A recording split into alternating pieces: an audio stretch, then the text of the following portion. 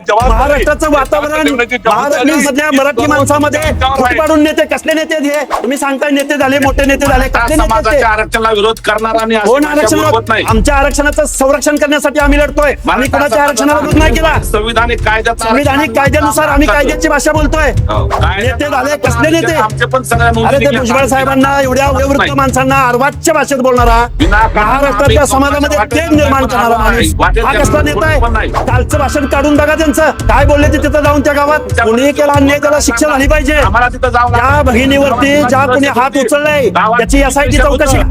त्या भगिनीचा अपमान हा आमचा अपमान आहे त्या भगिनीवर अन्याय करणाऱ्याला पहिलं तुरुंगात टाका त्याला शिक्षा करा गावातल्या लोकांना मराठा समाजाच्या माणसांना कशा पद्धतीनं लोक बोलत होते याची पण माहिती घ्या वाद झाला छत्रपती शिवरायांच्या प्रतिमे आडून तुम्ही एखाद्या समाजाला टार्गेट करता एखाद्या समाजाला टार्गेट करता काय तुम्ही कुठल्या गावातल्या लोकांनी छत्रपती शिवरायांच्या पुतळ्याला विरोध केला होता ते एकदा महाराष्ट्राला कळू द्या आणि ज्या भगिनीवरती अन्याय झालाय ते अन्याय करणारे कोण आहेत याची एकदा चौकशी होऊ द्या महाराष्ट्रामध्ये चोरल्याचा आरोप तो सरपंच करतो आज वाटते पाहिजे त्या सरपंचाला अरे अरे अरे काय बोललं तिला मारलं तिच्यावर आरोप करता सोनं चोरलं म्हणून अरे मग यासाठी नेमली पाहिजे ना का करताय चौकशी झाली पाहिजे त्या गोष्टीची क्रोनॉलॉजी चेक करा त्या चिखला गावामध्ये ज्या घटना घडल्या